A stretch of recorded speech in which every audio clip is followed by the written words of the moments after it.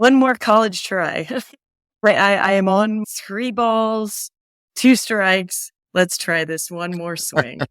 Well, you may have to foul a few of them off here before you. That's true. I hit left field quite frequently. So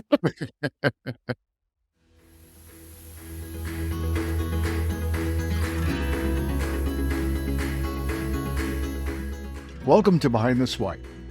I'm your host, Hoyt Prysock, and today we're launching a new special series that promises to be both enlightening and transformative.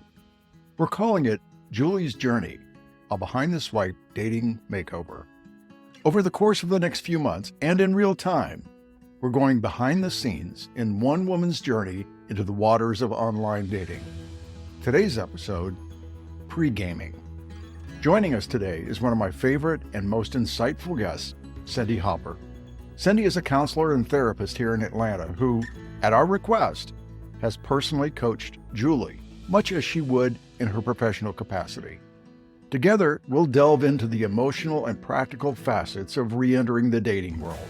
Now, Julie, while not her real name, is very much real in her experiences, her aspirations, and her challenges.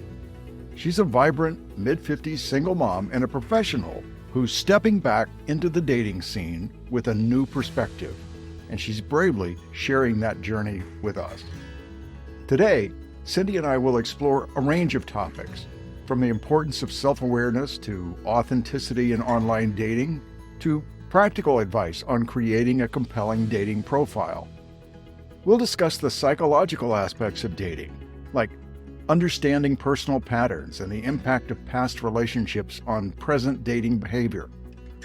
Cindy will also share her insights on how to navigate the complexities of dating platforms and how to set realistic expectations without sacrificing what's essential for genuine connection. So whether you're a seasoned dater or you're contemplating stepping into the dating scene after a long hiatus, this series is for you. We'll explore not just how to date, but how to bring your truest self to the dating table. We'll discuss why knowing yourself, your real self, is perhaps the most critical step in finding someone who's truly compatible with you. Now, let me tell you a little bit more about Cindy. Cindy Hopper is an Atlanta-based therapist dedicated to holistic healing. She extends her passion beyond individual, couple, and family counseling to guide women through post-divorce support groups. Cindy believes in the transformative power of intentional living, viewing it as a key to crafting a meaningful life, which includes the many chapters we all flow through in our different seasons. She finds fulfillment in witnessing clients embracing this philosophy, shaping their futures with purpose and intention. So, if you're ready, let's open the book of Julie with my conversation with Cindy Hopper. Cindy Hopper, welcome back to Behind the Swipe. You've always been one of my favorite guests here, and I can't wait for today's episode. So thank you for being here. thank you for asking me. I really enjoy this, and I am excited about today's episode as well, Hoyt. It's always good for us to get to discuss this topic together. Exactly. For just about all of the episodes of Behind the Swipe that we've done, we've taken a single concept that has been, as often as not, theoretical. Yes. And we've tried to apply some practical steps and advice to those theories. But with this series that we're doing with Julie, we get a chance to bring it all together through the lens of one woman's experience. And I just can't wait. Neither of us know how this is going to unfold. It's right? exciting. It's like a cliffhanger. It is. It absolutely is. And Julie has indicated that she has a desire to get back into the dating world and do it a little bit differently this time. So in many ways, I think she speaks for other men and women in their self-assessment of what opportunities may exist for them. Right. I think that's so interesting too. And I think that even though we're focusing on Julie in this series, that really every woman can take from this, and even every man. I think like so many of the principles, cross gender boundaries. And I think it's a beautiful thing to get to. And I really appreciate Julie's willingness to be open and vulnerable about this Yes. because, as I had indicated to her, and I know you have too, is that Mhm. look, our obligation to our audience and to you is to be as honest as we can be in looking at your situation and pointing out the things that you may not be doing right, the things that you might want to change a little bit in your approach that will improve your experience of online dating. So hats off to Julie for being willing to be that vulnerable.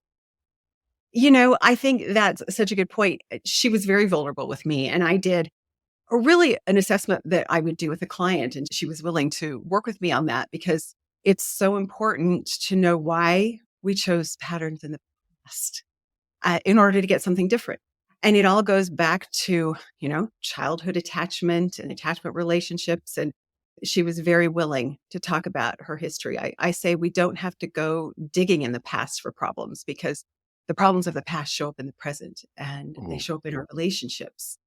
I, So I she love was that. And we're going to get a chance to see that firsthand here. right, right. And I have to say the other thing about Julie is that she has done a lot of work. She's done a lot of work and discovering herself and her patterns and her history.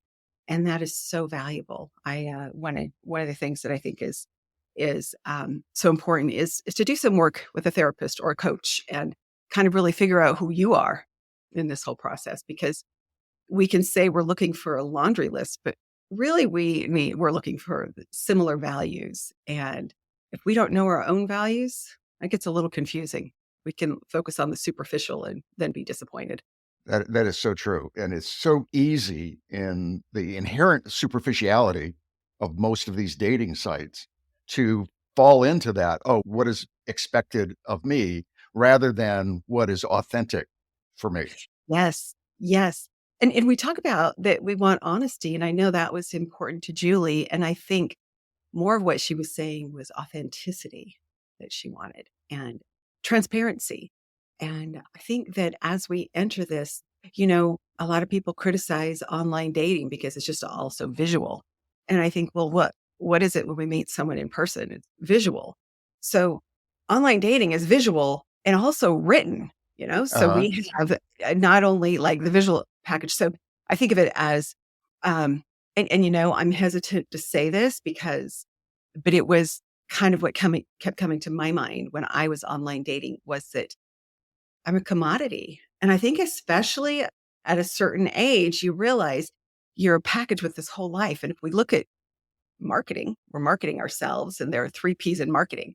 It's product placement and packaging.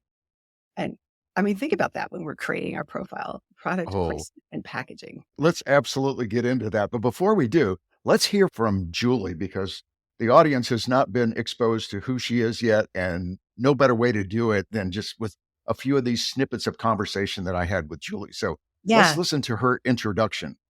I'm in my mid 50s. I work in finance. I've been doing that for about 20 plus years. I have a 14-year-old son, and I play tennis, pickleball. I, my divorce was in 2016, and I didn't date for about 5 or 6 years after my divorce. Just wanted to spend some time focusing on my son and focusing on myself. I waited a while to have my son, and I am a single mom. So, number one, bringing someone into my sphere, he's not just me. There's a very, very important 14-year-old that will be involved in my world. I'm still single because I went through a long time of choosing the wrong person is the best way I would describe that. I was trying to find someone I thought would complete me because I wasn't complete yet. Now, after a lot of time and a lot of focus, I found my center. I'm looking now to find someone I can play with and build a future with. That would be a partner in crime. My strengths are I have a lot of fun. I love to play. And I've got a very quirky sense of humor. I tend to be shy when I meet somebody. However, you'll wish for that after you get to know me. I am strong willed and I'm passionate. And when I give my heart to someone, they have all of me. I expect the same. That was a lot in a minute and a half, wasn't it? I mean, she really touched on a lot of interesting threads here that I think we can pull on. But But you had a subsequent conversation with Julie, and Yes. I'm guessing that you got more color on some of these issues that she's bringing up. Particularly, she sounds confident. She sounds Right. like, I've got it together. I'm fun. I'm caring. I've got all of these great qualities here, and here's the reality of my world, particularly with her 14-year-old son. So she knows that there are dating challenges associated with that. What was your take on that? Yeah, it was interesting. I really, really enjoyed talking to Julie. And I also noticed there was, I want to say, almost a bravado. Some of the confidence that she was expressing, I felt like was maybe trying to convince herself. And so it's like when we write a resume, we want to present our best selves. But if we promise something that we can't do, if we say, oh, yeah, I'm efficient at Excel and we get in and we don't know how to do it, think of how insecure we're going to be every time we have an assignment to do an Excel spreadsheet and all the back work we're going to have to do. So if we oversell our confidence areas, it's really hard to be vulnerable then when we meet someone and realize, oh, I said I was this and I'm trying to really present that and I don't really feel it inside. And so I find that really interesting because she has so much value to offer. But sometimes I think the explanation of herself was not as authentic as it could have been. It- And as you called it, in a fashion that comes off as a little bravado, right? right, right. There are many people that have the opposite kind of issue, right? They undersell themselves Yes. entirely, but the effect is the same, right? And you got to it is that this is marketing, but you're also trying to understand your customer and how you're being perceived by your customer, right? Or your Right. prospective romantic partner. I thought that was fascinating. Yeah, I mean, we're all trying to attract the best possible option, and often we're trying to express that we are what we're trying to attract. And some things get overemphasized that may not be really the great charm about ourselves. One of the things I do with clients is when we talk about, especially when we're talking about developing self love or self esteem, there's like a pyramid that we talk about, and that starts with self awareness. And that self awareness is what is important about me, including what are my weaknesses. Mm. And then next comes self acceptance.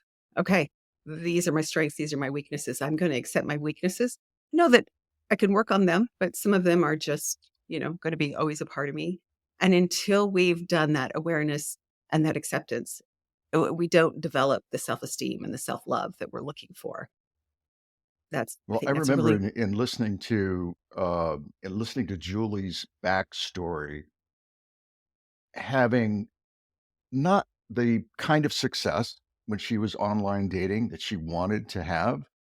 And my initial takeaway was you're kind of aiming too low in the partners that you're attracting. And I didn't really understand why that was. well, we had some really good conversations and really based in attachment theory. I really work in that field and it's kind of a popular topic right now, but I think it's really misunderstood. We all have attachment wounds from our past, and especially those of us who are at this age and we've had experiences in relationships. We've probably had some disappointment, we've probably had some heartbreak, and there may have been things from childhood. It almost doesn't matter what our attachment style is. We have a fear of abandonment. And sometimes we go for the low hanging fruit because we don't want to be hurt. And that And feels so that hey, can easily become just a pattern that repeats itself. exactly, exactly. Yeah. That's why it's so Well, important to really evaluate what have been my past patterns, what caused me to choose this partner that wasn't a good fit. in Julie's journey, really, this is the very beginning because, as you said, understanding yourself and understanding what your strengths and weaknesses are to the Yes. point where you can come to an acceptance and an embracing of that. Right. It's not going to have the kind of payoff in the dating world until you do that work.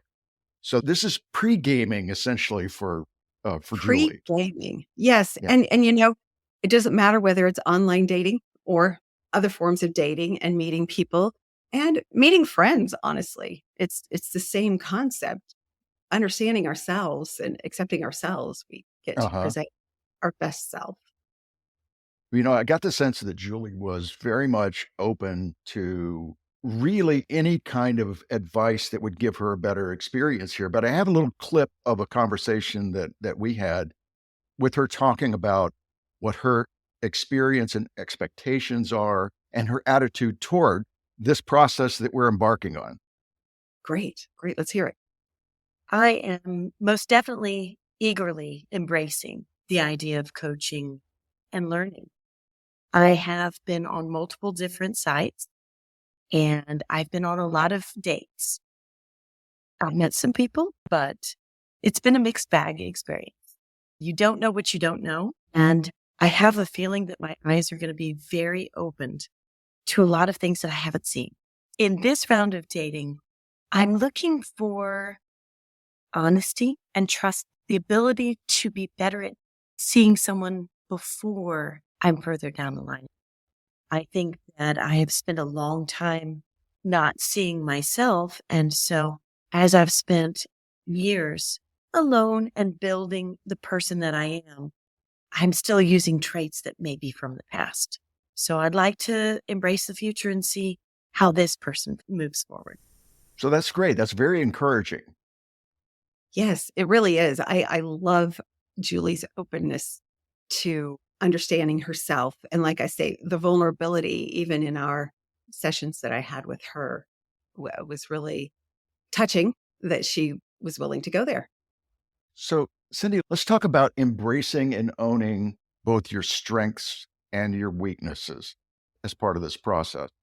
I think the strengths are easily understood. Yeah. Sometimes, if they're not really embraced internally, that comes off as inauthentic, right? Yes. Yes. But at the end of the day, most people, I think, are attracted to potential partners who have a fairly high level of self-confidence. Yes. And Yes. and and and so I don't see any gaps there in terms of whether she can get to that place where she really feels it. But I'm really interested in how do you start to understand your weaknesses and and who's going to tell you these things? Right? Right. Right. Oh, here's the great thing. That voice in our head's always telling us those things. I mean, that voice in our head knows our weaknesses and it tells us a story about, say, we meet a clerk and they're snippy with us. We have a, first of all, we have an uncharitable story about the clerk, but really underneath that is an uncharitable story about ourselves. And when we recognize what that uncharitable story is about ourselves, whether, I always irritate people when I'm doing something or whatever it is, we're aware, and sometimes that dark side we don't want to face. But truthfully, the most beautiful bit of news I can share about weaknesses is that our strengths and our weaknesses are woven from the same cloth. Our strengths are the beautiful tapestry, and our weaknesses are the threads behind. And sometimes our strengths hurt us. Julie mentioned that she is strong willed. That's great when you're determined about something, but that can be really hard in a relationship too, Mhm. Mhm. and really hard if you're so determined about what you're looking for that you overlook other things that could be really valuable. In that previous clip that we heard, she made a statement about wanting to find a partner in crime. And I know that that's the phrase that people will use all the time, but it's kind of meaningless. And I am not sure I know what she was trying to articulate with that. Yeah, I thought that was an interesting concept.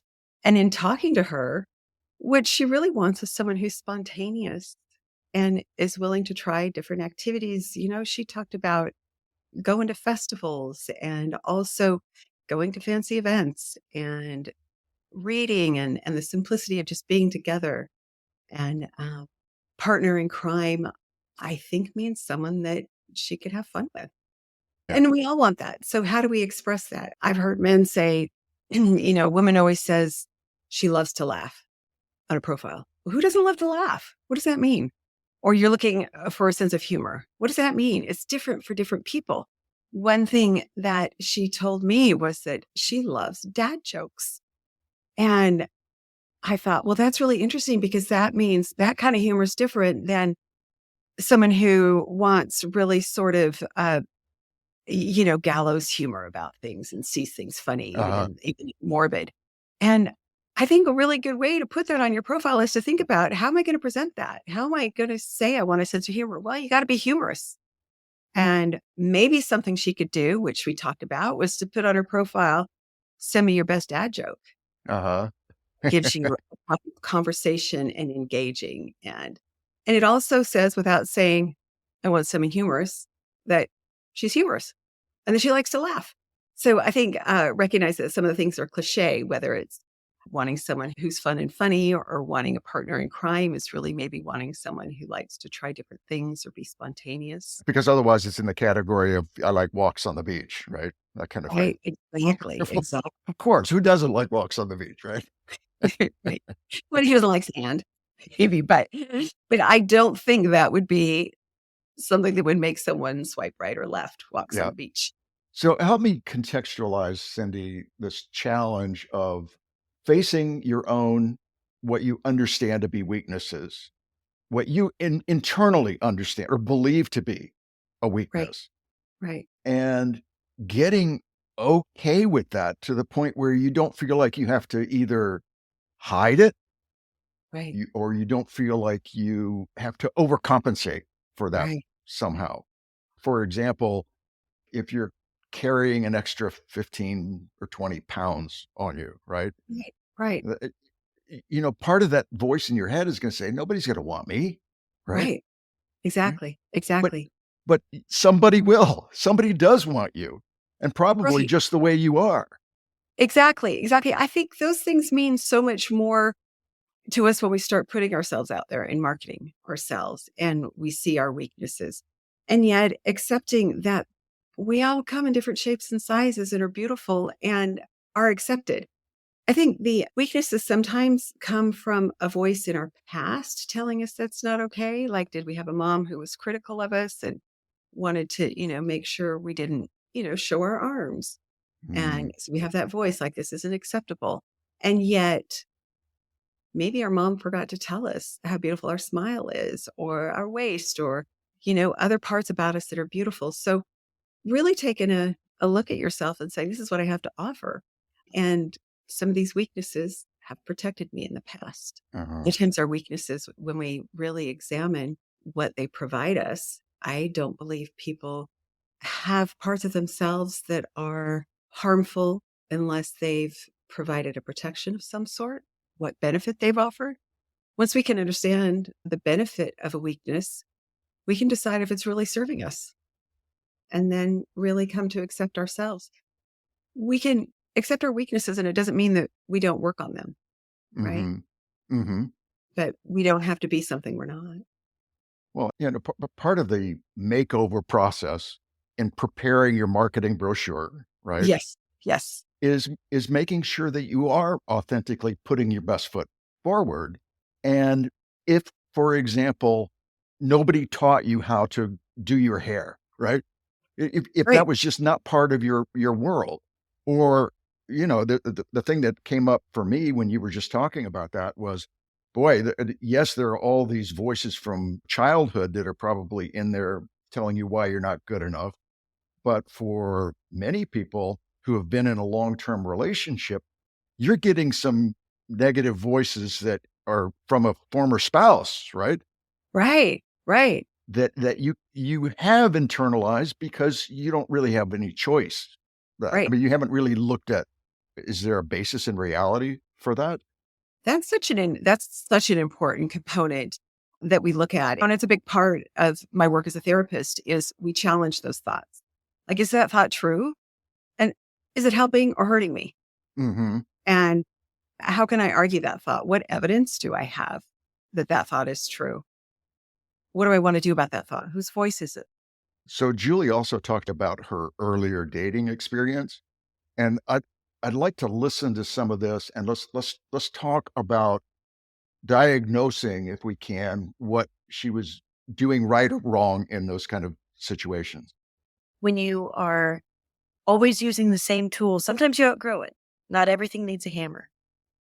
So I'm ready to start with some pliers, some screwdrivers, and see what other things are in my tool bag.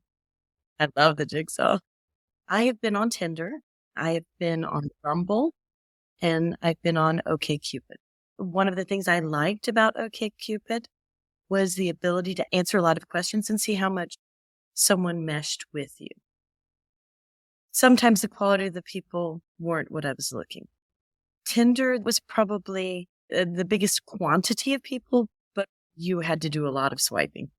You just keep going and going and going, and they're like, oh, okay, I'll stop for a moment. Look at this one. I found that there was just a sheer volume of people who were in my age range. With Bumble, I found a higher quality of people. However, it's harder to sift through and find what I'm looking for. I found that they didn't have as many filters as some of the others. I would be on for a day and I'd go through 50 to 100, and it was overwhelming. And the majority of the ones that I saw were not anyone that I would be interested in.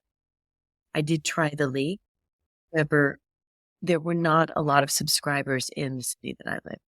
And so you would go on, but it would be only a few people that you would actually discover. I could never find what I was looking in on any of the sites, because what I'm finding is all what I'm looking for. But the highest quality person I met was on Bumble. I'm looking now to find someone that this is a priority to them, not just experimenting. So they are willing to invest. And I want somebody that I can build a future with.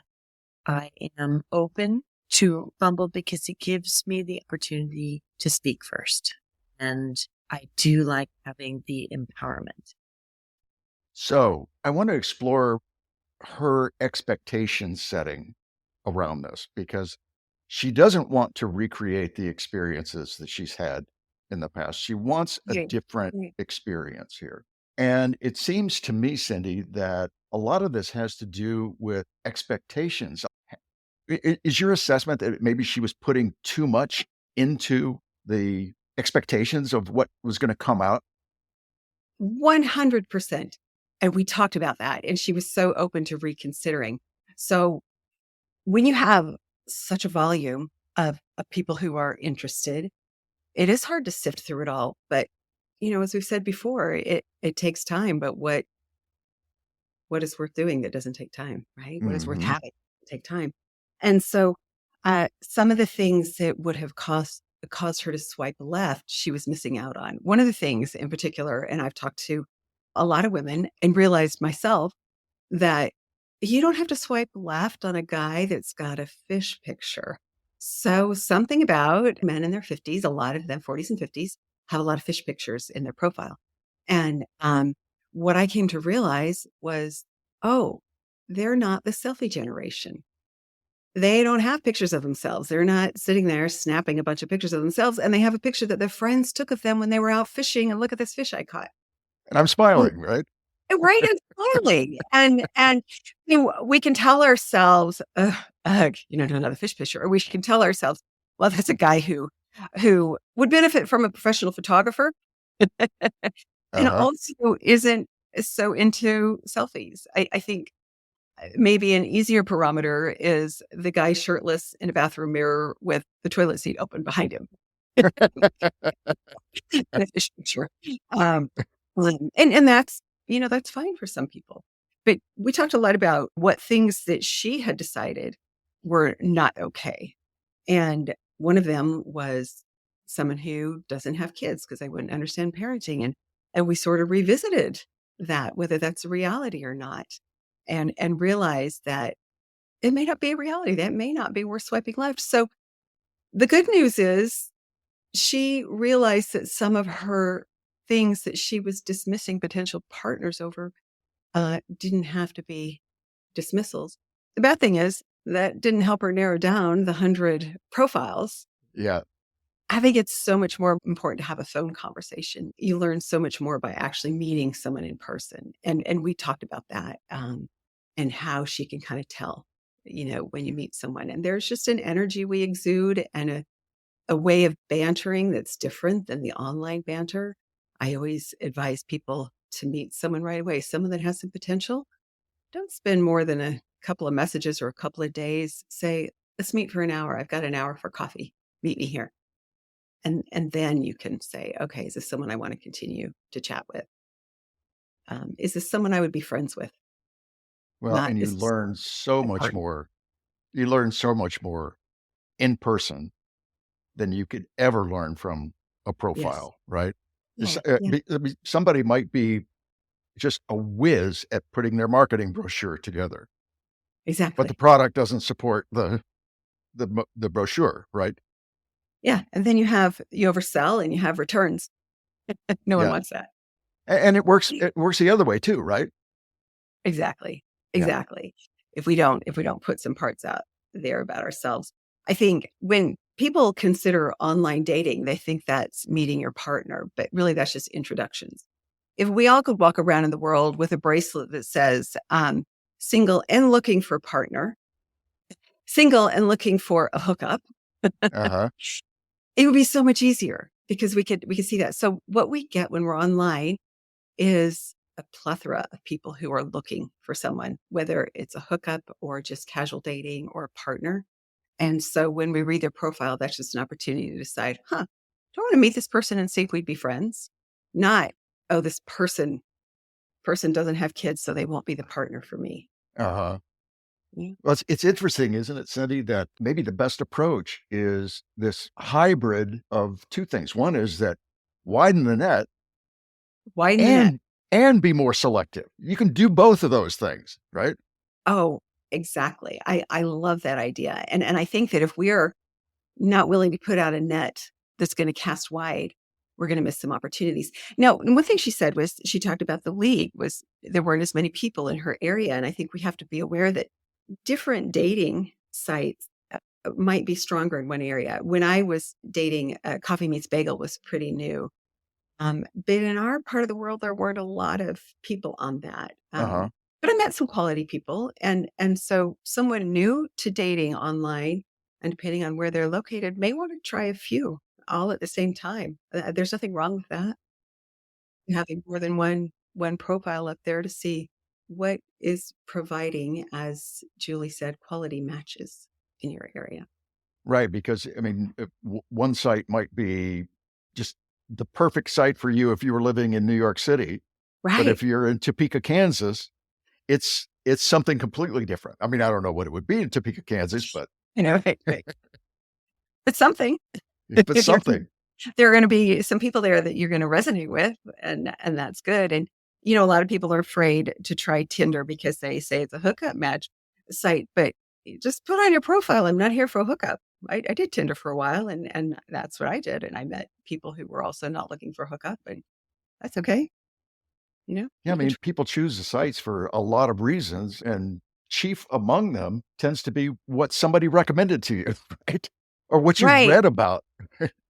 Yeah, There's yeah, there's no and scientific research that's going into that for most people that put up a profile.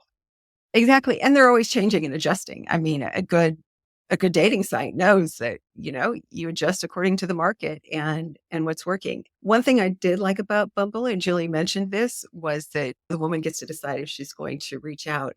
One of the really hard things for me, especially in the early phases of online dating, some of the other sites, there would be, men reaching out to me that were I was not at all interested in. And I like my heart would feel so tender. I didn't want to hurt their feelings. And then, that's where we get into corresponding with someone that we're taking time with someone we don't really want to be with because we're trying to be kind, right? Uh-huh. Or ghosting someone, and then, they may be offended. I had one man that was really upset that I just didn't respond. And I just authentically wrote back and said, I don't mean to be rude, and I'm sorry that hurt your feelings. And I didn't know how to say, I don't think we're a fit. So I'm just going to say, I don't think we're a fit. And thank you for being honest. It's it's much easier. It was much easier for me on Bumble to say, okay, I want to converse with this person. And Yeah, yeah. for the upgraded app features, they're not that expensive and they're worth it. And that way, when I was on Bumble, I could see who already had liked my profile. Well, one of the interesting things that Julie mentioned that I don't have a clip of here is the difference between paying for the premium version of an Yes. app versus free. And it comes in two flavors here, right? One is I want that person that I'm matching with to be serious enough about what this process is, Right. that they're not just, casually out there saying, well, maybe there's somebody, that they are exhibiting a commitment to it, at least by paying the $20 a month or whatever the, Yeah. the Yeah. fee is. And then there's the side of saying, my paying for it should serve as evidence that, yes, I'm serious, regardless of the additional features that you get. Do you have a device around that, particularly in Julie's case? I do. And it's interesting because my thought when I first started online dating was like, well, if he can't afford to pay the fee or is too cheap to pay the fees, that's someone I want to be with. And yet then I was on sites where, you didn't have to pay because they have ads. And there were really quality people who that was not the case. However, I think that there is truth. There are some people that are just on there forever. 10 years after starting the whole online dating, I'll talk to friends who are single and they'll show me a picture of someone. And I was like, oh, that's Jason. Yeah, he's been on there. He's been on there since I first started. We never met. You will never meet him. Same picture, same pink shirt. Yeah, it all looks good. All looks good. He's a lifer. Well, he's a lifer, and maybe a lifer doesn't want to pay the $20 a month, right? Yeah. That could be a good barometer, but it doesn't have to be the only thing you look at. Uh-huh. Uh-huh. I agree definitely with what Julie was saying. And I want to say, and not always. I want to talk about how Julie should be framing her expectations of this experience, because I remember in conversations that you and I have had on the show that one of your gems of a piece of advice was to just treat this as I'm getting an opportunity to meet people and I'm getting an opportunity to learn about myself in the process. Yes. Yeah. I want to do that, but I want to play this little clip of Julie talking about really what it is that she's looking for, and then we'll dig into it. It's very important to me that we have similar backgrounds, both culturally as well as socioeconomically. I have worked hard. I am a professional. I expect someone that can stand up to me and stand beside me, someone that can walk beside me financially, emotionally, and physically. I've supported two men in my life, and I have spent a lot of my time caring for other people, both emotionally and physically, as well as financially. I'm unwilling to do that again. I'm from a family, reading was a passion. I was an English major, and I want someone that is both well spoken and well read. I want someone that is interested in reading, that wants to expand their mind, and can show me things I haven't seen before. That's part of the curiosity, both intellectual and about the world. I love plays, music. I love going to festivals. I think that art and music and theater enrich our lives so much. And I need someone that has that same passion. Those are very important qualities to me. I have been very guarded in my life. I am a very private person. And so I want to have the ability to be vulnerable, pull down my walls, because I think that if you keep those walls up, nobody gets to see inside. And so I'd make somebody try to climb over those walls before they ever saw where they were going. That wasn't really fair. So I guess I'm willing to take some chances. By being so guarded and standoffish in a sense, I didn't allow someone to see who I was, warts and all. So they couldn't discern if I was what they were looking for. There are two pieces to that I found fascinating. One is that it seemed like when she was initially describing these attributes of the ideal partner, that she might be veering into unicorn territory, right? Is that Yes. okay? if they have to have this and they have to enjoy reading the same things that I enjoy reading, you're going to find every excuse to flip somebody out back into the pool Yeah. as quickly as possible. And yet, in the second half of that clip, that's where it almost contradicted what she said in the beginning. So, what was your take on that? I thought this was so interesting. One of the things we need to be aware of, and Julie and I talked about some people that she dated in her history that she likes, but one of the things I notice is we are so willing to flinch at red flags or what we think red flags are. And yet we need to be just as aware of green flags. If we think there's a green flag on that profile and that makes sense, is that our person? Hmm. How much weight are we putting on that? If he's talking about how he likes plays and how he's had a lot of success in business and it's sounding like, oh, he likes all the same things I like, how much are we overlooking and creating a story about them? Humans are meaning making machines. We're always creating a story. And when we read a profile, it's really easy to create a story about that person. I remember the very first person that I met when online dating. I had this whole story about him. I mean, there was one photo where he looked like, Aristotle Onassis, and he had lived overseas. And I was like, oh, great. I overlooked some of the other pictures that I later realized, oh, that really told more of a story. He was standing with his motorcycle and his buddies, and that was really important to him. And when we met in person, I thought, oh, yeah, I misunderstood the sales ad because I had created a whole story around it.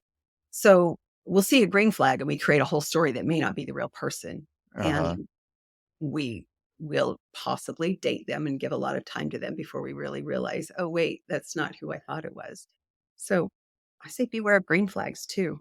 We're natural storytellers, Cindy. So, I mean, that's how we make sense of the world Right. as human beings, right? We Exactly. create these stories. But as you pointed out, that can put barriers in your way to really getting to know someone and understanding it. How do you advise men and women to catch that thought and reframe that experience for themselves? I think again, like challenging our thoughts. Okay, so what am I making this mean about this person? And how am I going to really kind of catch myself when we really meet and feel like, can I be friends with this person? To constantly challenge the stories we create in our head about ourselves and about other people. Julie was talking about really what she wanted from someone else. And we have to be, I think, very aware of what we sound like when we're saying that culture is really important to me and plays and reading. And I've supported two men and I don't want to do that. And maybe, another way to look at that is I can support myself. I feel good about where I am financially. I want someone that feels good about where he is financially and that we can share our lives together. And maybe not even having to write a whole bunch about liking plays and things. But one thing Julie and I talked about was she loves reading. So how about the first meet be at a bookstore? How comfortable is he at the bookstore? And then maybe after you've gotten to know him a little and lots of conversations and a couple of meets, buy tickets to a play. Say, come to this play with me. See how comfortable he is there. That's how we really can kind of assess, does this person fit in my life instead of creating a story and saying, well, we hung out at the bar with his buddies and then we went to a barbecue and we've had so much fun. And 3 months down the road, you wonder why you're never going to place. That's a really good point, Cindy. It feels like she's really not locked into this. She's just got this idea that in a perfect world, I Yeah. would find somebody that enjoys all the same things that I enjoy. And we had talked about this earlier. It's really about finding somebody that is open and curious. If they're open and curious to why you're passionate about the theater, that's Right. probably good enough. Right. And why are you passionate about theater? What does that mean to you? What is it? What is it like? What do you love about going to the theater? And you can share that with them. I think that and you had mentioned this, that learning about others and learning about ourselves is such a great opportunity. Being single at this age has some fears for people. But gosh, think of the opportunities we have to meet more people and learn other things, learning something about an interest that you may not have had Yeah. and why that means something to the person you're dating. Um, wow, think how that opens up our world to lots of new things. And so that gets back to the reframing of the expectations. And it it feels like walking into that first meeting, the less that you can lead with the question in your own mind of is this my person, Right. rather than is this an interesting person? Is this someone Eggs. that might fit in my life, whether it's a friend or whether it's a lover, right? But Right. if you're leading with the question of I'm measuring everything at every single moment against whether you are a potential life partner for me, that's a pretty high bar. And it's so awkward. It's so awkward. I love the idea that we're just meeting a friend. And I know that you and I both had experiences with our online dating where we met a lot of interesting people and we didn't have a lot of scary stories and stuff. I'm grateful for that. And I think a part of that is the excitement of meeting people who may be different. Yeah, is this a person I want to spend more time with? Do I enjoy them? If we're putting it out there, and even if we're putting it out there in a profile that we're looking for a life partner or someone to grow old with, that can be intimidating to some people. In the same way, if we put out there, oh, I'm only looking for fun and no commitment. We all know people who maybe dated somebody that said, they dated forever and he was unwilling to commit. And the next relationship he married. Right.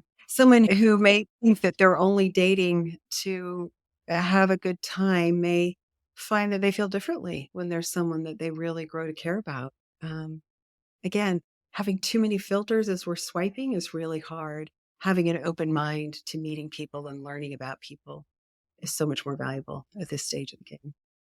Cindy, you and I have known each other for years, not because we met online when we were dating, Yeah. but because of the community that we both built in ways that were connected to that experience, right? So who could have predicted those kinds of paths? And if you aren't curious enough to say, hey, if I'm going to go and have a good time, I'm going to meet a new person, Right. and I don't know what path is in front of me with this person, but I don't need to. I don't need to. I get to explore because so much of that, like we have this list of things we want in a partner, and it doesn't matter what age we are. We all have this idea, and it usually starts from when we're teenagers, at least for girls. Yep. Oh, this is what I want my dream man to be. And then we meet someone, and there's chemistry, and we connect. That list goes out the window. Yeah. So with that, I think it's so important to be flexible and also to know what really, really is important, what really, really is my values, so that chemistry doesn't overshadow some of that, but that also we allow some of the things that we thought were so important to take a back seat.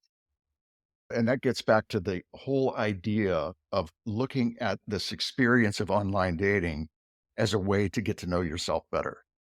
And Yes. that's kind of where Julie is. I mean, we all should be looking at those experiences in that way, because that's the one thing that you can take away with you, even from a meeting that didn't go as you were hoping it would. Even though Oh, you perceive a rejection, right? You yeah. still learn something about yourself. Yeah. And that's a gift. Yeah. We're always reinventing ourselves. If we look back, we have many different lives. And one of my favorite quotes is by George Eliot, who said, "It's never too late to be what you might have been." How do we know that if we don't keep trying and don't keep being curious? Curious about the world, curious about people, curious about ourselves. Of course, that's easy for me to say. A social scientist at heart. Find people so fascinating and want to get to know them. But I think if we take that open curiosity in meeting people, not only for who's this person and what makes them who they are, but who am I and how am Yeah. I showing up in this? What do I know about myself now? I'm really excited for Julie's journey as we go forward. But let's wrap up talking about what else she needs to do pre-game. So we have an episode coming up on some of the basics of building that marketing brochure. Yes. particularly as they have to do with Julie's strengths and her weaknesses. Yeah. Um, but let's go back and just talk about what else Julie should be doing before she pushes the button to say, "All right, Bumble, here's my profile." Yeah. So I think for anyone entering the dating world, or even when we're, having a resume for a job, I think like we talked about, we assess what our strengths and our weaknesses are. And then we figure out what weaknesses really do I have control over that don't need to be weaknesses. Sometimes we talked about if someone has a little extra weight. Okay. So how do you present yourself in the best light? I mean, are you someone who already knows how to dress for your figure? Or are you someone that could use a little advice in that? And guess what? We don't have to be experts at everything. Specialization and exchange. There are people who are really good at that. How would we want to look? And I think there can be a real resistance to the visual aspect and resisting thinking that we're marketing ourselves. But if all there is a picture before someone even reads the words you write about yourself, why not look like your best self? Yeah. And of course, we talked about understanding your patterns and understanding why you chose what you chose in the past, how it worked for you and how it didn't, and maybe how to create something new. Well, I can't wait to see how this unfolds in front of us, Cindy. This is going to be fascinating. The next episode that we do on this will be that episode that focuses on building the profile, Uh, on doing the things about how you put your best self forward, how right. you represent yourself online. And then, frankly, I can't wait to see what's going to happen when she actually gets out into the real world. And I appreciate Julie's openness to sharing those experiences, the positive and the negative, with us. Yes. And I have to say, she is lovely. She's lovely to talk to. I'm so glad she's willing to do this because she is open and curious. And she is open to saying, maybe that wasn't in my best interest when I tried this before. I'm looking forward to it. And I know we're going to have to be willing to pivot because who knows what this is going to bring. So Exactly right. it's I exciting mean, to it see. may be a short series. Maybe she meets Mr. Right on the first date. Right, right. That would be a great flow of series on the road. How's that going? And what did you learn? Yeah. Yeah. So, Cindy, before we go, you've got a new group that you're putting together. I want you to talk about what that is because it's right in line with everything we've been talking about today. Oh, I am so excited about it. So I've been leading a group for women going through divorce or contemplating divorce or post-divorce that are still working through the kinks. And that's a support group. And it is the most satisfying part of my job, that hour and a half a week where those women get together because I really see growth. It's so satisfying to see someone coming in from a state of brokenness to then feeling independent and ready to move on. And so I realized we need like, okay, now you're ready to move on. What's next? And I believe in intentional living. One of the best compliments I ever got was from my mother-in-law, who said, Cindy lives more intentionally than anyone I've ever met. I thought about it and I thought, wow, yeah, that's awesome. Let's live intentionally. What do we want? How do we build that life? How do we discover who we are? And there's so many things we're going to explore. This is a small group. It's going to be very small and intimate, and it's in person. So, if someone in Atlanta is interested, reach out right away because it will fill up and then we'll just have a waiting list. Very excited about it and to see the growth that then comes Oh, and you're the post. perfect person for that, Cindy. I so appreciate you, and I appreciate your being here and being part of Julie's journey with us. I really appreciate being included in this. I enjoy this and it's going to be a really fun one, Hoyt. Thanks for asking me. As we wrap up today's enlightening conversation, I want to extend a heartfelt thank you to Cindy Hopper for joining us today and sharing her invaluable insights. Cindy, your expertise not only sheds light on the complexities of dating, but also helps us understand the deeper emotional currents that drive our behaviors and relationships.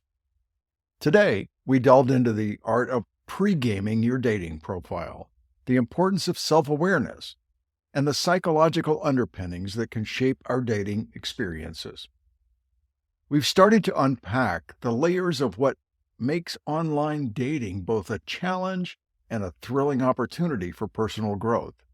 I'm excited about this series, and I hope you are too. We're just at the beginning of Julie's journey, and there's so much more to come. In a future episode, we'll dive into the specifics of building a standout dating profile for Julie, thinking about not just the aesthetics, but the authenticity of presenting oneself online. So whether you're revisiting the dating scene or curious about the stories it can tell, stay tuned. There's a wealth of insight and maybe even a bit of inspiration waiting for us as we follow Julie's path to discovering love and perhaps a bit about ourselves along the way. Until next time, keep embracing your journey with openness and courage. Remember, every swipe, every date, every conversation teaches us something valuable. Here at Behind the Swipe, we're not just looking for love. We're discovering how to love better, live fully, and connect deeply. We'll see you back here for the next episode. Until then, swipe fearlessly.